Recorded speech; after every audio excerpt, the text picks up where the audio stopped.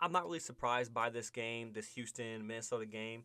I think Houston is overrated. You guys may look at me and say, "Oh, you're just saying that because they lost to the Vikings." Yeah, no, I'm not saying that. I've been saying this all year. I'm not really sold on C.J. Stroud. I think that C.J. Stroud is a predicate of being surrounded by a good team. Now, are the Vikings this amazing great team? I think the Vikings were just written off. And then I think that Sam Darnold was written off early, even though he's a USC quarterback. Sam Darnold got a bad draw, but when you look at Sam Darnold, a guy who's been in the league for what 4 years, how many years he's been in the league since 2018? So for 6 years, how long is he actually? Let's see how long Sam Darnold's been in the league. Sam Darnold's been in the league for 7 years in the league. Um, he had some decent. He had played okay with the Jets.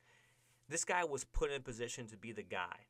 And what you've seen with Sam Darnold was him go in to teams and expect to be the guy without having the opportunity to truly develop. Now, I think he had that in New Jersey. With the Jets. Um, but you see the maturation of a quarterback. It's year 7. The guy's 27 years old, and he's starting to get it, right? He's starting to get it, and that's what people don't understand. These quarterbacks need time to develop. I think around 5 or 6 years, you can really see what the skill set of these quarterbacks are. Like, hey, does this person have it? And with Sam Darnold in his game, four touchdown game today. Now it wasn't a great day. He got sacked 4 times, only threw for 181. And of course, you're throwing to Justin Jefferson. You have an amazing run game with Aaron Johnson, but um, Nick Mullins got a rush yard in there. It's hilarious. But the Vikings are figuring it out. And it's no fluke that they beat the 49ers. It's no fluke they beat the Texans. It's of course it's no that we expect them to beat the Giants, but it's really what we're seeing is this team being able to win games when needed. And Sam Darnold through those games, um, he's winning, right? He's winning. Not every game, he's on 80% with the Giants, but he's figuring out how to win. Each of his 3 games, he's had over 100 quarterback rating, right? Almost 110 more quarterback rating. So he's winning and he's finding ways to win. Um, you have to give time for these quarterbacks to develop, and if you don't give them time to develop, you know, it's almost trying to rush them into a backup. We want immediate results right now. Hey, what can you do now? Can you win now? Now, right? We don't have to focus too much on that, right? He's thrown for 8 touchdown passes and 2 interceptions, right, in 3 games. Thrown for almost 650 yards. I mean, the guy's doing something right. It's the same thing when we look at Andy Dalton, right? Why did Andy Dalton go in the Carolinas? And of course, it's like I said, it's Las Vegas, right?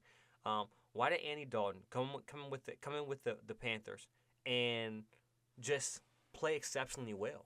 Like, why did he come in and just play exceptionally well? Why did he come in and be able to throw the ball and pass the ball well? These guys are in the league and they figure it out, right? It takes time for them to figure it out, but they figure it out. And if you don't give a quarterback time to develop, right, you write them off. You don't put pieces around them, right? They're not gonna be successful. Not everybody's Lamar Jackson where you can stick them out there and just say, hey, go win, right? But these quarterbacks do take time. Andy Dalton, of course, is a vet. Do I think that Andy Dalton makes huge waves? And we have to understand too,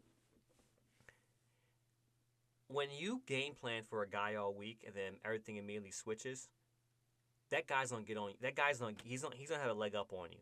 I think that's one of the advantages that Andy Dalton has had, where he got the leg up. But Andy Dalton throughout his career has played fairly well. He hasn't been a bad quarterback. I think that we wrote him off because he's 30, he's old. I'm gonna say he's old. Because I'm 30, I'm the same age as him. But we wrote him off too early. Listen, he sat back, he watched, he saw some things. I'm not saying Andy Dalton is the best thing since sliced bread, but what I'm saying is he's a veteran quarterback, right? That's been in this league and he knows how to get the ball to his players. Same thing with same thing with Sam Darnold. These guys have been in the league. They pass in the pocket. They figure things out. They're developing as a quarterback as opposed to fitting a system. It means a lot. It helps their development. Andy Dalton's played in, this is his one, two, three, four, fourth different. I'm sorry, fifth different team.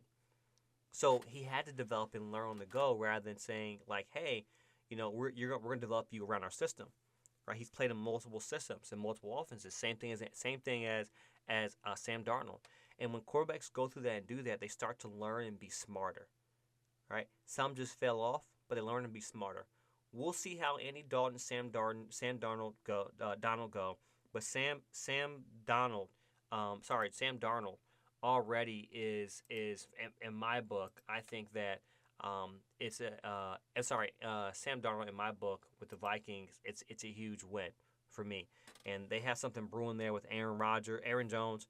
I don't think Jordan Addison's even back yet, so they only have their top number 2 receiver, and Justin Jefferson's doing it all alone.